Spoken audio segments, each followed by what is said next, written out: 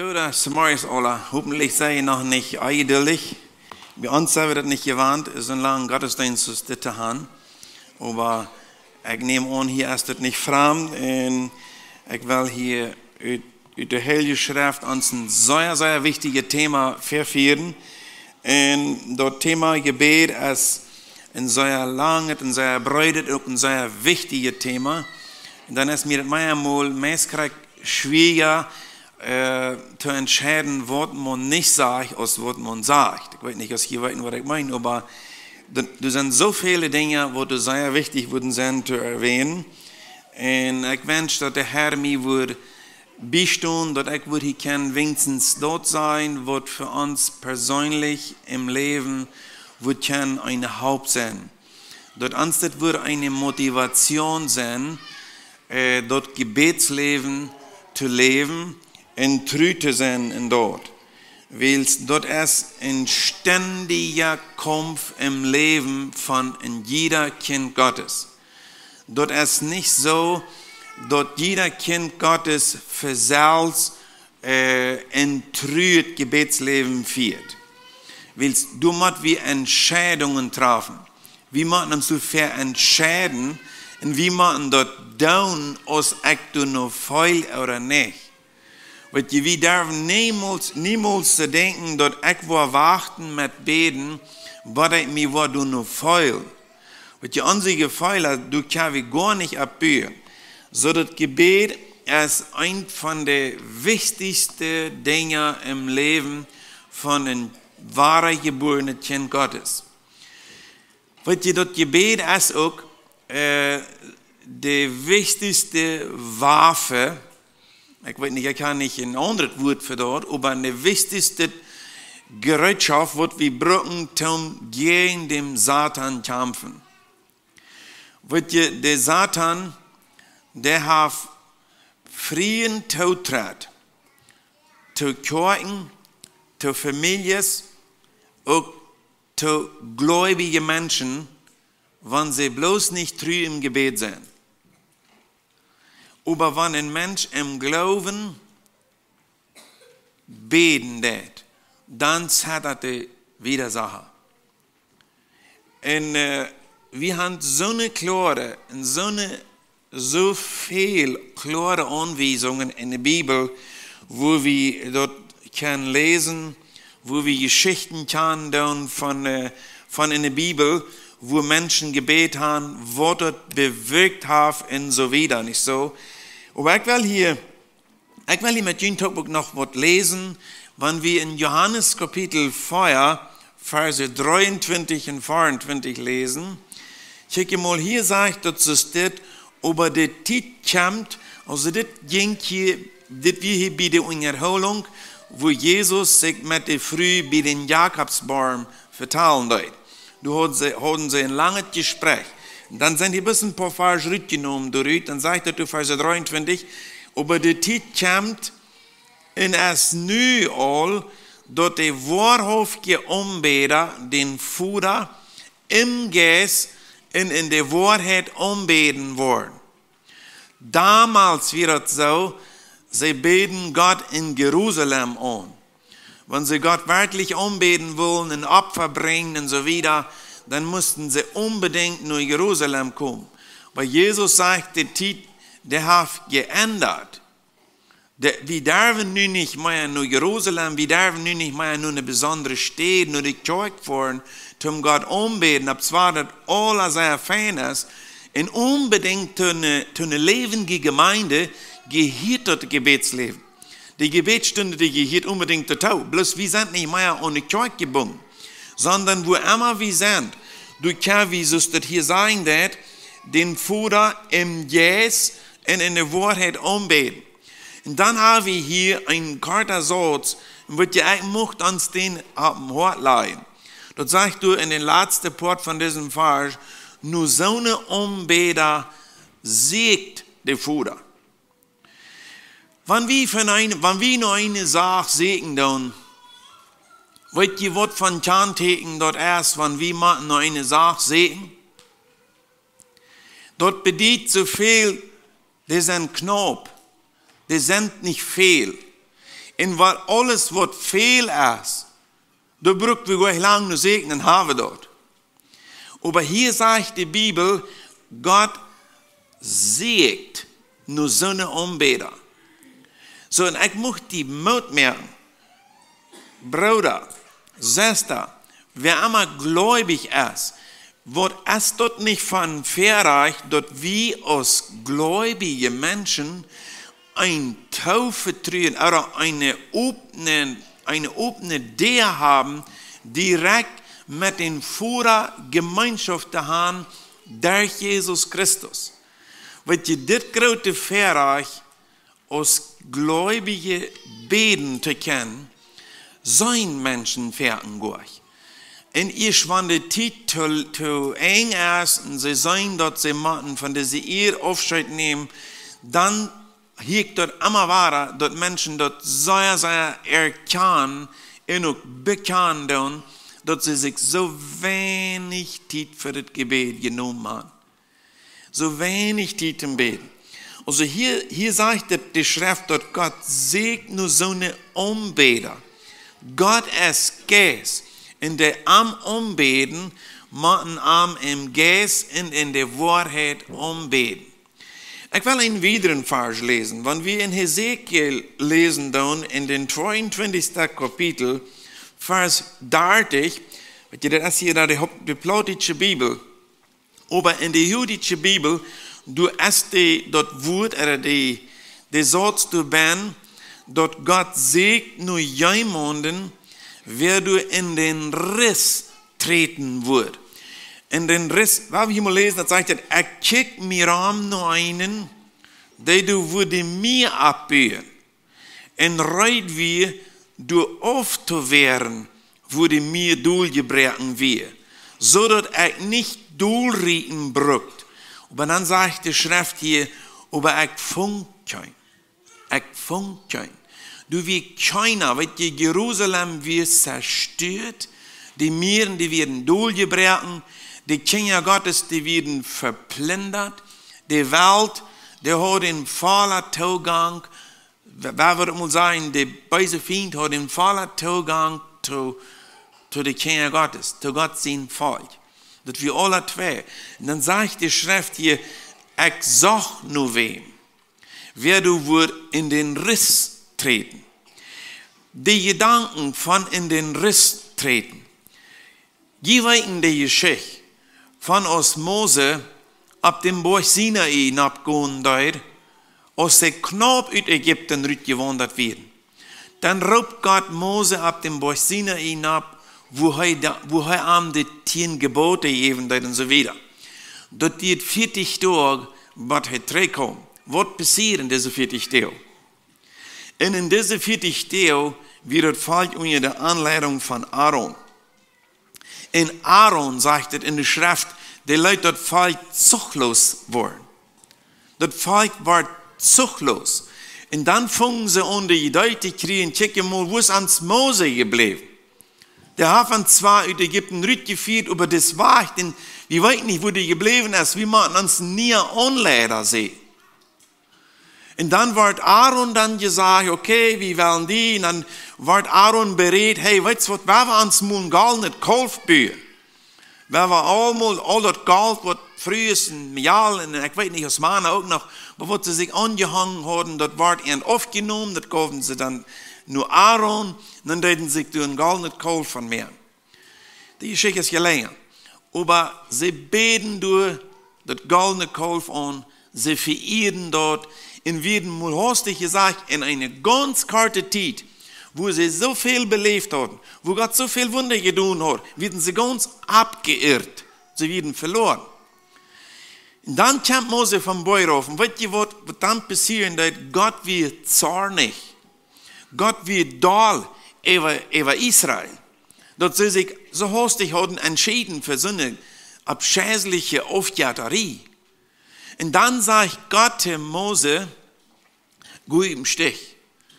Geh im Stich, ich will das Volk vernichten. Gott hat einen Zorn über die Sünde. Und weißt du, was Mose dann tut? Dann tut Mose dazwischen gehen. Und dort nannt die Bibel, wann sie dort erst in den Riss treten. So Mose, er übernahm sich dazwischen zu gehen und dann sagte er zu Gott, kick mal, irgendwie, wenn er die Geschichte mal ganz lesen, der dort lässt sich so verstehen, so ist von Mose Gott ab unsere Gedanken braucht, so ist von, hey Gott mal wiesen, der kick mal, was wird die Welt sein? Du führst das Volk so groß in Ägypten. Nu sind sie hier in der Wüste. Nu kommen sie alle an. Nu wird die Welt sein, kick mal. Dort kriegt, was Gott gewollt hat das Volk wollt strafen. Und du wirst in Ägypten bringen, um das hier zu vernichten. Weißt du, das ist eine lange Geschichte. Aber Mose übernahm sich in den Riss zu gehen, wo er Gott beten hat. Lud vergib das Volk der Sünde. Und dann sagt Mose jetzt so Gott so weit, dann sagt Mose zu Gott, wenn du nicht wirst das Volk vergeben, dann du mir auch rauslassen in das Buch, was du geschrieben hast. Und wird die Geschichte jetzt wieder. Gott lässt sich erbeten, dass jemand in den Riss treten wird, entstehen wird für das Volk, dass er das nicht vernichten braucht. Ich habe mal in nur so eine Anbeter, nur so eine Person sagt der Herr. Hier sagt das ganz klar, und den dort ist der Vers, aber ich funke. Ich weiß nicht, worauf so eine Anbeter, worauf so eine Menschen hier sind. Und da sagt der Vers eindeutig, und deswegen habe ich nun meinen euer Luten ever ankommen, und sie so verlegen mit angeworden, dass ich in meinen Groll ein Eng von ihm merk.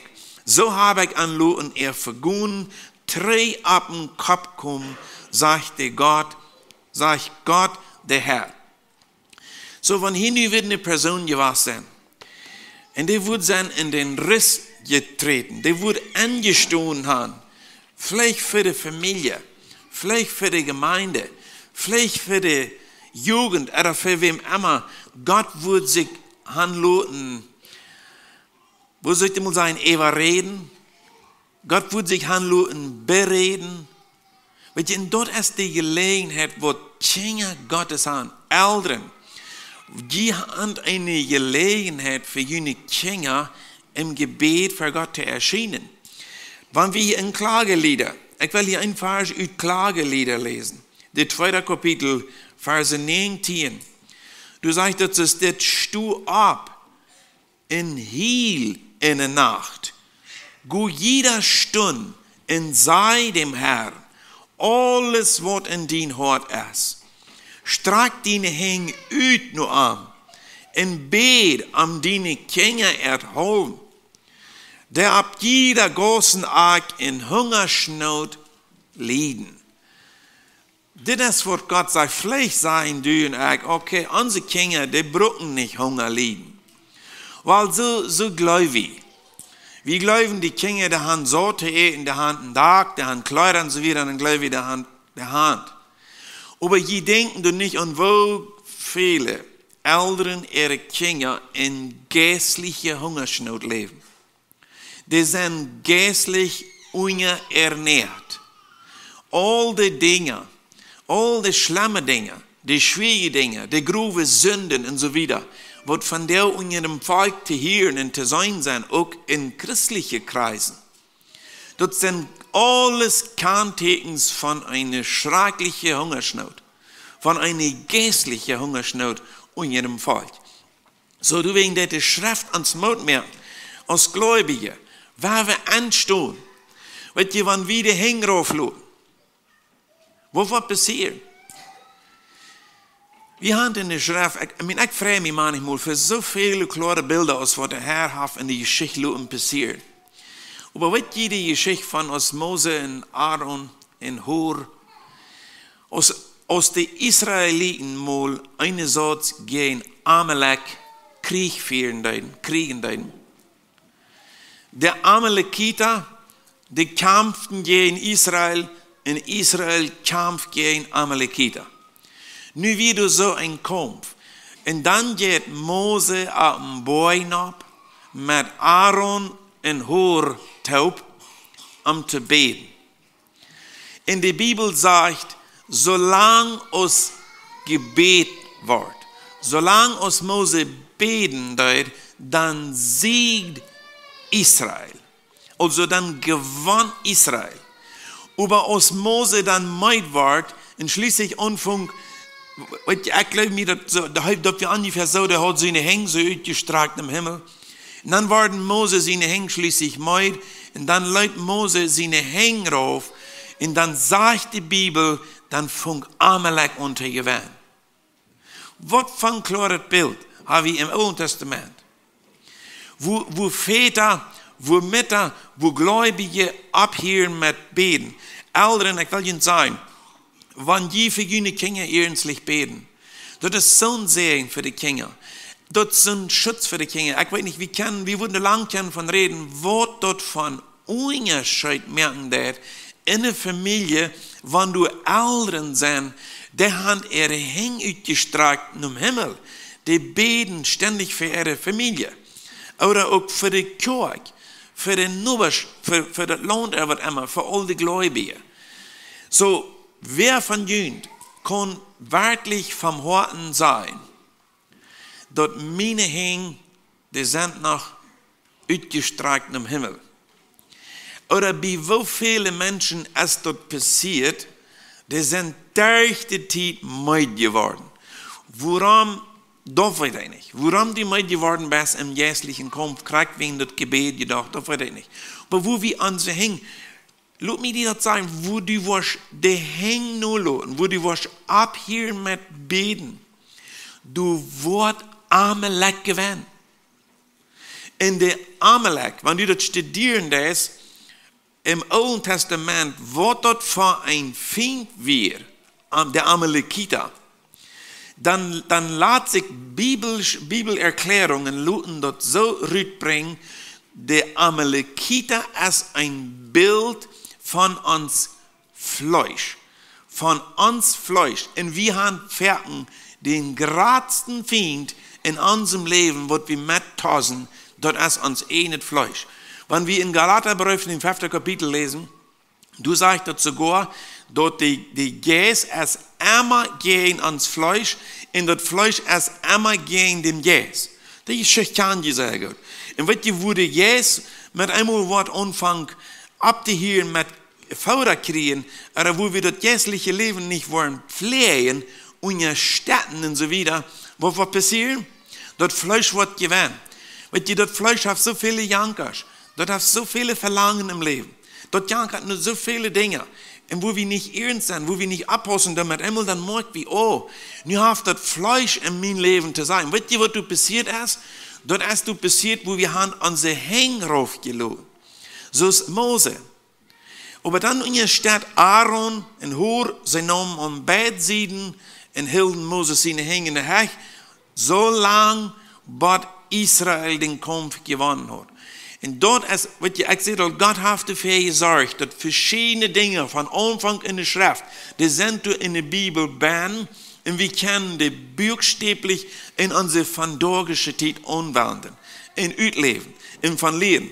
Und so mag ich auch gehen, Eltern, wer immer du beten wird, jeft nicht nur, nehmt das Gebet ernstlich, wenn nicht, dann wird uns geistliches Leben untergehen.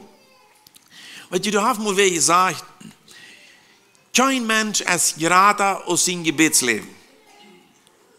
Keiner ist gerade aus seinem Gebetsleben. Also du kannst nicht mal geistlich groß sein und nicht treu im Gebet sein. So sei mir, wo dein Gebetsleben aussieht, und dann wo ich die sein, wo dein Leben geistlich aussieht. Dort ist das funktioniert.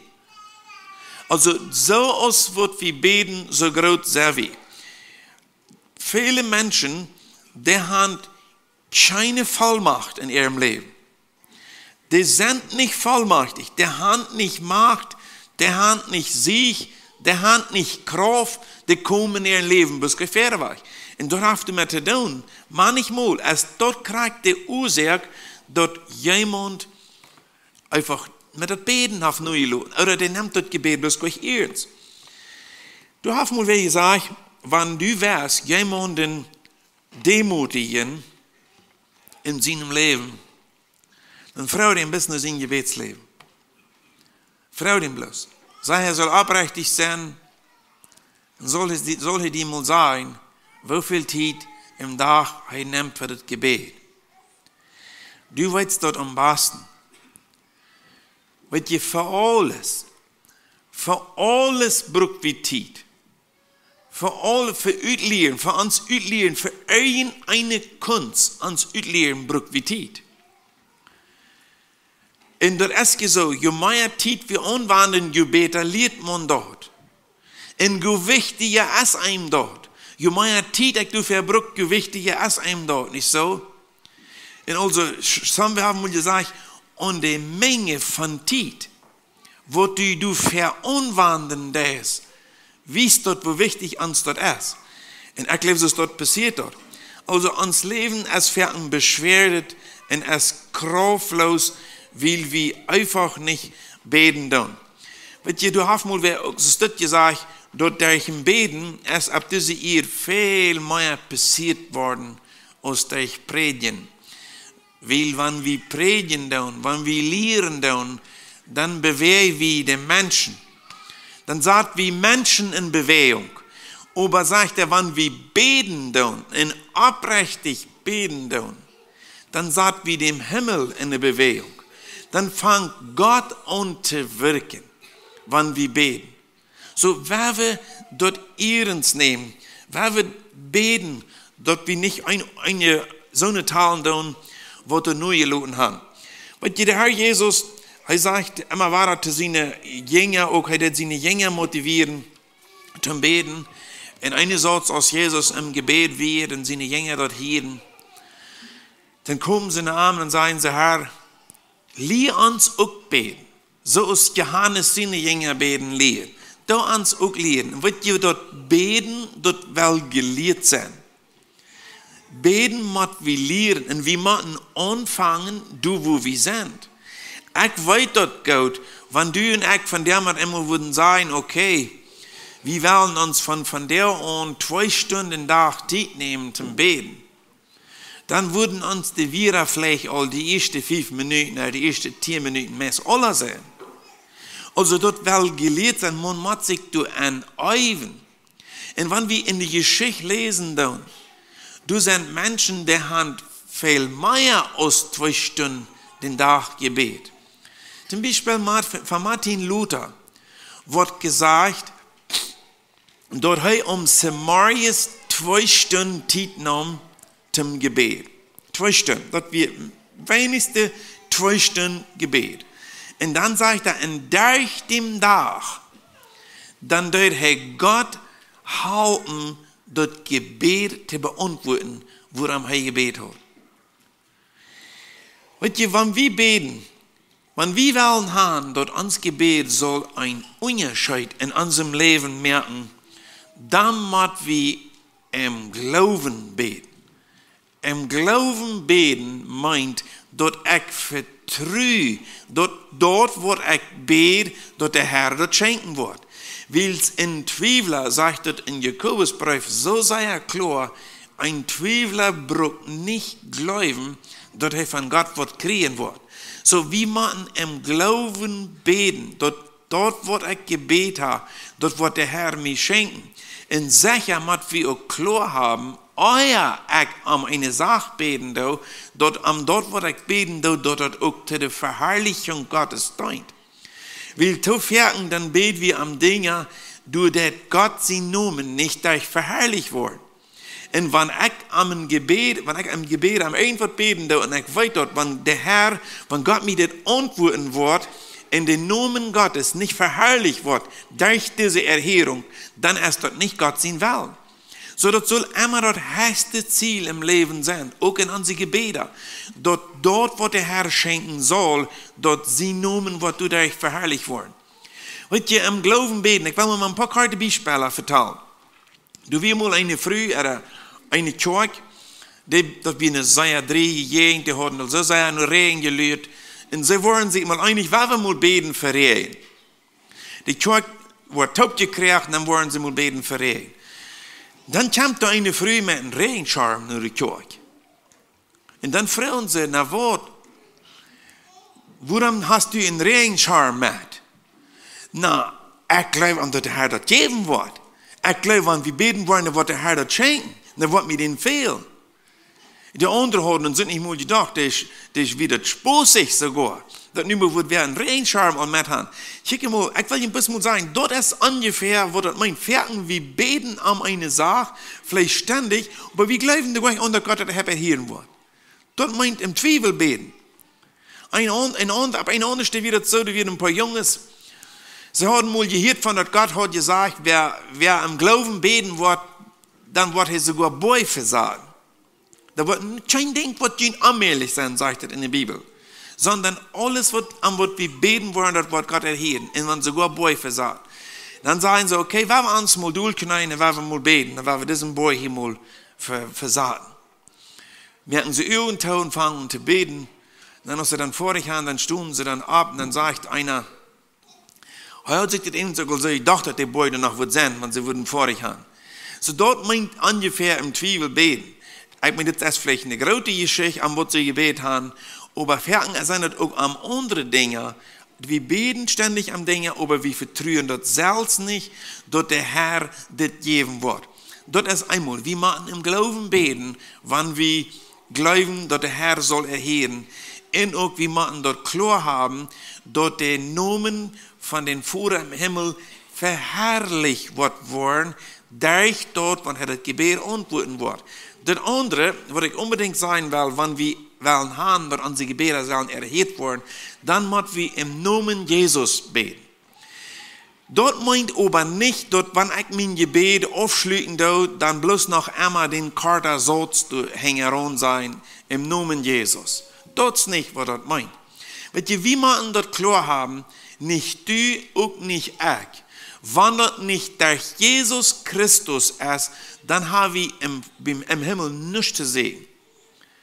Weil der Zugang, die Möglichkeit, dort ich und du können nur Gott kommen, ist bloß durch Jesus Christus.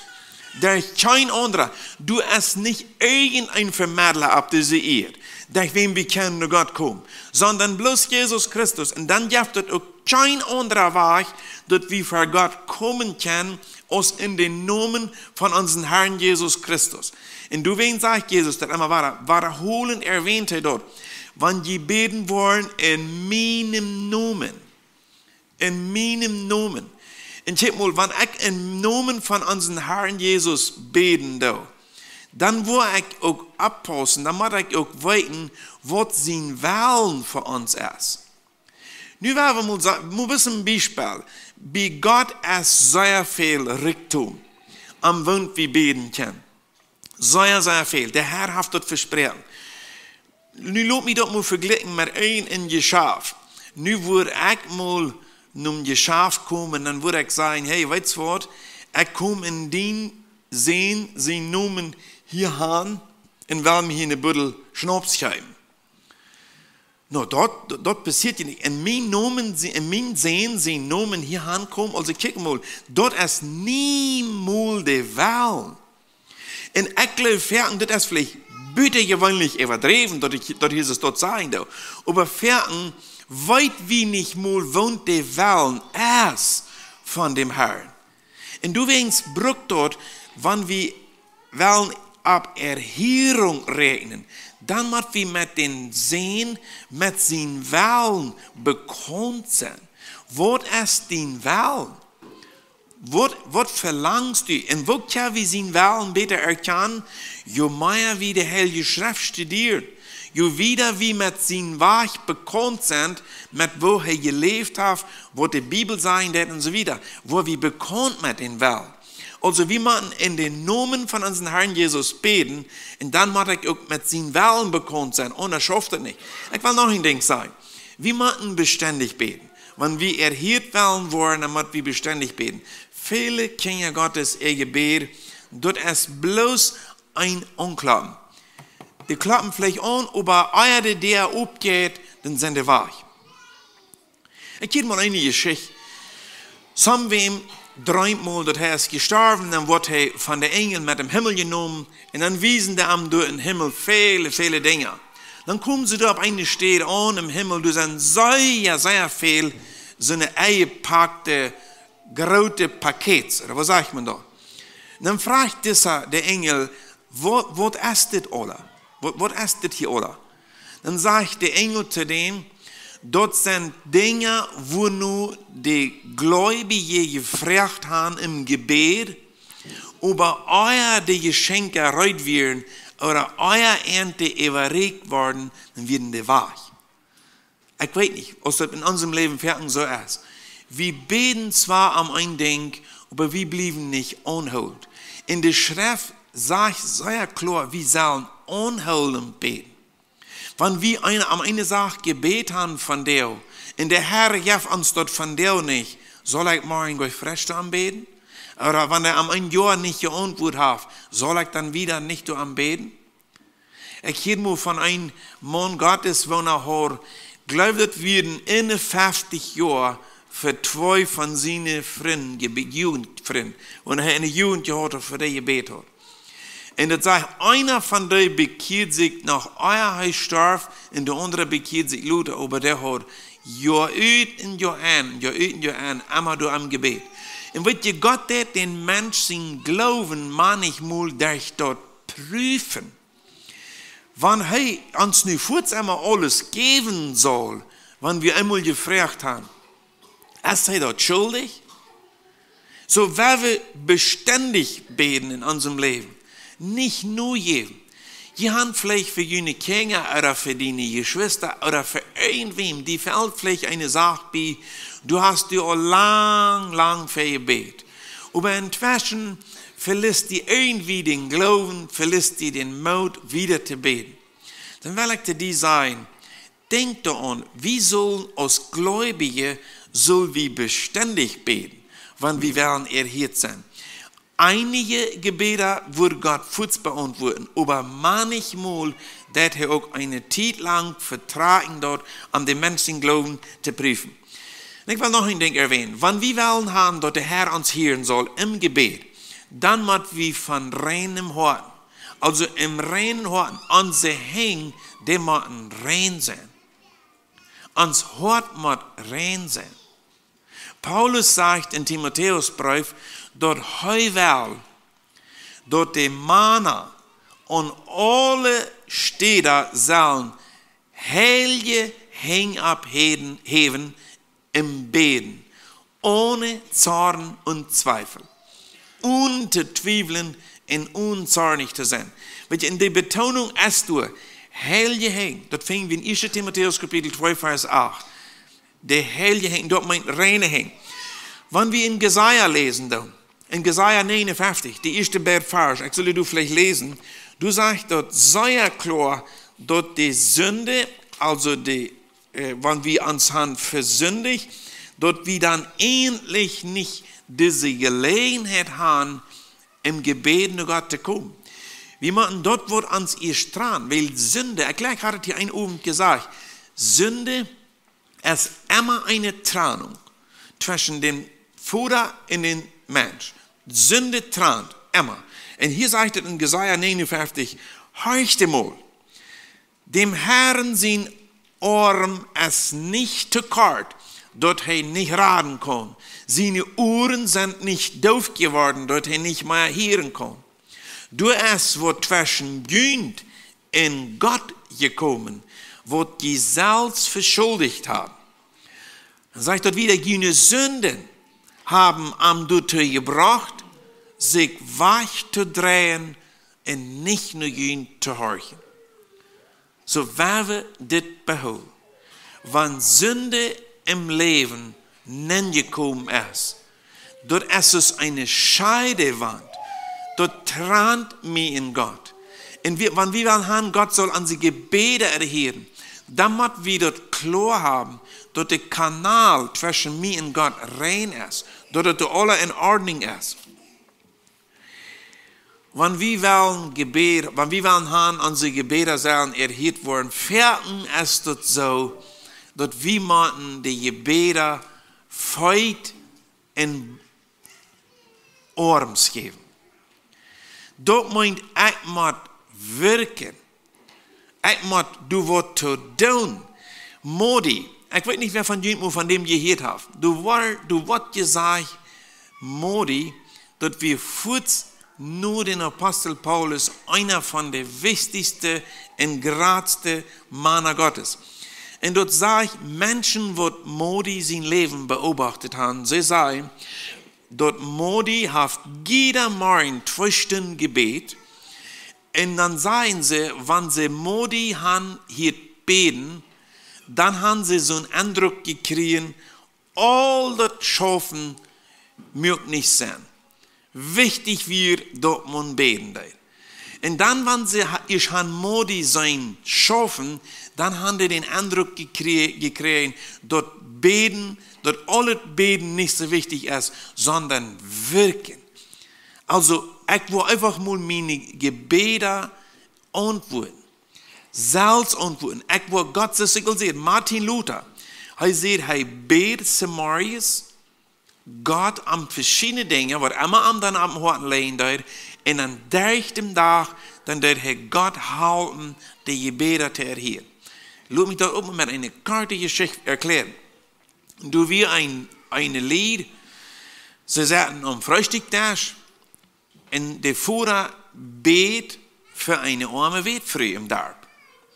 Die Witfrau fehlt an alles.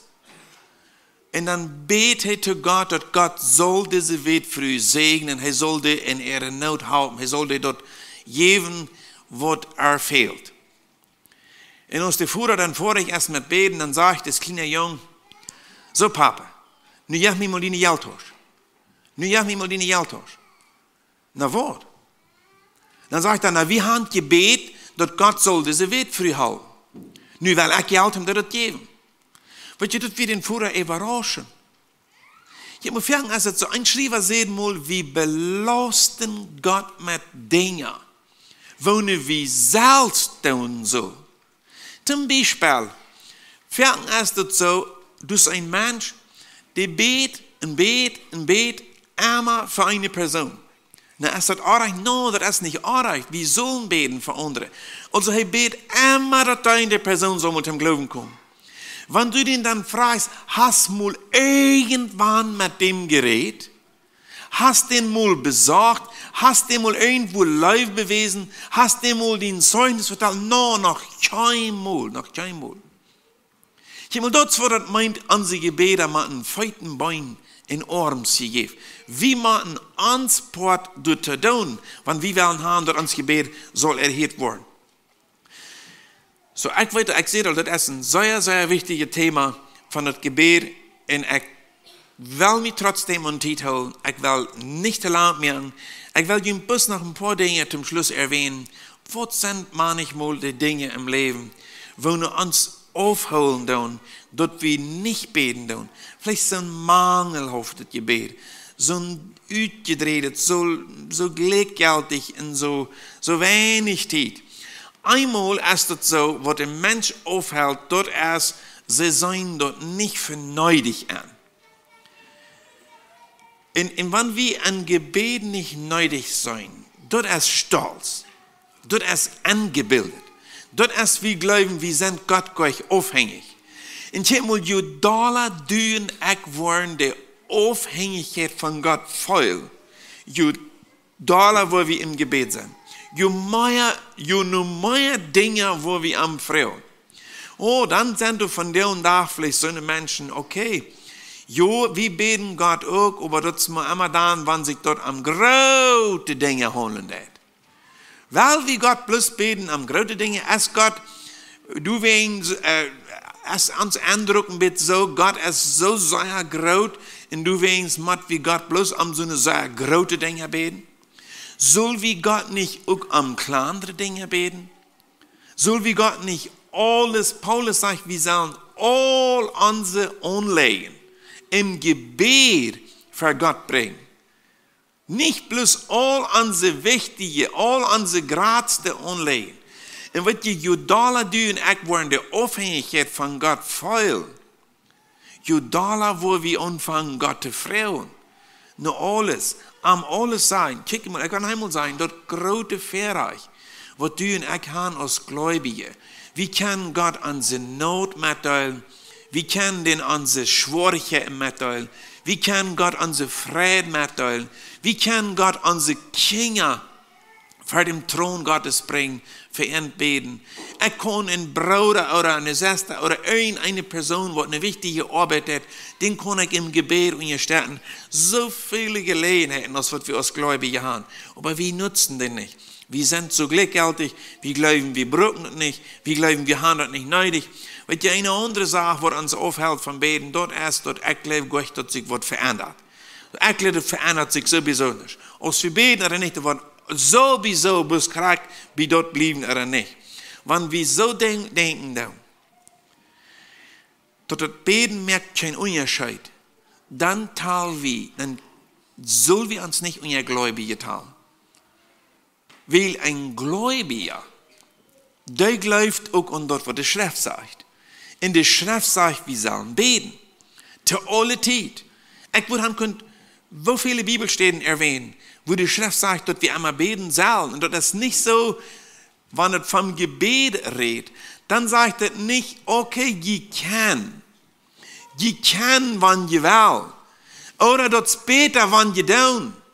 No, die Schrift sagt, je maten. Und wenn wir wollen in diesen geistlichen Kampf gehen, was glaube ich, wir alle wollen, dann müssen wir beten. Viele Menschen sind gleich vorbereitet für den geistlichen Kampf. Weißt ihr, als Jesus du im Garten Gethsemane kämpfen, die letzte Nacht, als am Fuß nehmen, wird von großem Verlangen Jesus hat mit seinen Jüngern zu beten. Er betet immer weiter, fragte seine Jünger, nehmt doch, hat ihr nicht so viel Mut, dass wir taub beten können? Hat ihr nicht eine Stunde Zeit, taub zu beten? Und dann sagt die Bibel, und immer weiter, wenn Jesus nur seine Jünger kam, dann schleifen die durch. Mit anderen Worten sagt, während sie beten sollen, schleifen sie durch. Und damit einmal plötzlich kommt der Feind an. Was passiert? Werden Jesus seine Jünger bereit für den Kampf? No, die werden nicht. Die werden nicht bereit. Petrus, den kommt mit einmal die Gedei an, ein Maße nehmen. Muss nicht ein Maße mangt haben. Dann fängt er an, durch die Menschen die Ohren aufzuschneiden. Jesus muss für all die gottlosen Menschen seine Jünger beschwächen. Da das Schwert durch Hand stecken, wo das Hand gehört. Weil wer das Schwert nimmt, der wird euch das Schwert ankommen, sagt Jesus. So Petrus, der prall non unvorbereitet, wie überhaupt nicht bereit für den geistlichen Kampf. Und ich glaube, Gott hat das erst noch wegen, wo das in der Bibel steht. Ich muss wie sein, wo das tät, wenn wir Menschen glauben, okay, beten ist gleich wichtig. Und ich glaube, wenn Simon Petrus und seine anderen Jünger das würden erkannt haben, wo wichtig das wir zu beten, dann würden sie Jesus durch am Beichtun im Gebet. Und ich glaube, wenn dann würden die Fien angekommen sein, sie würden ziemlich viel anders reagiert haben, ab den Fien aus nu. Aus nehmen, mit einem Schwert bis nehmen, haben. Ich glaube, wollte ich mit einem Schwert das aufmerken. Ich glaube, Petrus will ihn dort mehr. Haben sie dort von Jesus gelehrt? 3,5 Jahre mit am Taub gewandert? Hat Jesus an dort gelehrt? No, Jesus, der hat an was anderes gelehrt, aber ich mal, du sei wieder. Und ich will Ihnen sagen, viele Menschen von dir, die schlucken, die beten nicht, die sind müde, die sind mutlos, die haben kein Glauben, die haben kein Vertrauen mehr, die haben den Hänger aufgeladen. Und was passiert? Was zur selben Zeit was passiert? Der Feind, der ist aber Schlacht und schlägt unsere Familie, der schlägt uns selbst, der schlägt die Gemeinde und der schlägt alles kaputt. Weil wir nicht mit Gebeten der Hänger stehen in den Verholen. Also Gott sägt nur so eine Anbeter. Und ich frage noch einmal, bist du einer von euch? Wenn Gott sagt, ich sägt nur so eine, dann meint das auch, die sind knapp. Und ich weiß, dass es sehr, sehr schwer von dir, dass beide so knapp sind. Und ich glaube, du wirst als die geistliche Sieg, in der Kraft, in der Motivation, in das geistliche Leben auch so sehr knapp. Fangen wir in der Apostelgeschichte, wenn wir du lesen, dann, so ist die erste Gemeinde. Einer staunt und wundert, einer die Geschichte lesen wird. Wo ist es möglich, die Gemeinde so bosig wussten? Einmal war er, sagt, du in der Zoll wart Meier, in der Zoll wart Meier. Die Bibel sagt, sie bleiben treu. Sie beten. Wenn die Jünger festgenommen wurden, dann sagt er, in die Gemeinde, die traf sich für die Gebetsgemeinschaft und du wart Gebet. Und Gott tat Wunder. Und Gott die Apostel Friedmerken im Gefängnis hatten eine wunderbare Wahl und so weiter. So die Gemeinde was, aber dort das sagt die Gemeinde, die bleibt treu in der Apostel ihre Lehre, im Brotbrechen, im Gemeinschaft und im Gebet. So ich will die motivieren. Sie treu im Gebet. Wenn du vielleicht erkannt hast, du hast das sehr versäumt, du hast es nicht getan, dann fang an. Fang von der an. Dank Gott dafür, dass er dir diese Chance gibt, dass du von der kannst anfangen. Fang einfach an mit dort, was dir wichtig ist. Fang du an, wo du bist. Einfach dort, wo Gott dir am Hort legen wird. Fang für die Dinge an zu beten, wenn du Gott dir am Hort legen wird. Und du wirst das sein, Moment nach Lehren. Kriegst du, was Jesus in den Jünger sieht. Lehr uns. Lehr uns. Jesus verbracht ganze Nachten im Gebet. Dann sagen wir vielleicht, ja, und wo hat Jesus dort neidig? Wenn Jesus dort neidig hat, Nachten im Gebet zu verbringen, wie viel mehr ein Mensch mit Schwachheiten, ein Mensch im Fleisch, so stehen ich von dir. Mochte der Herr das segnen. Und auch nicht bloß im nur denken, sondern auch im Entscheidungen treffen. In den Entscheidungen, was man dann traf, dass man dann auch ausleben wird. Wir werden uns heute zum Beten. Vor in dem Himmel, wir danken dir in Jesus Christus seinen Namen, dass wir dort besondere Fähigkeit haben, mit all unseren Anliegen nach dir zu kommen. Herr, Dankeschön dafür. Und auch danke, dass du hast versprochen zu erhören, wenn wir im Glauben, wenn wir beständig, wenn wir in Jesus seinen Namen beten, dann hast du versprochen zu erhören. Na, ich freue dich, auf du musst in jeder paar Eltern, auch vielleicht Jugendliche, oder wer immer das ist, wem das anlegen wird, wer das erkannt hat, dass er das versäumt hat, dass er das Gebetsleben vielleicht sehr leer gehalten hat, dass die am Wursch bei der Entscheidung halten, nicht bloß von der, sondern auch durch im ganzen Leben, dass wir das wurden erkannt, dass wir das Gebet sehr nötig haben, um den jährlichen Kampf zu gewinnen. Herr, schenk dir deine Gnade und deinen besonderen Segen dazu. Amen.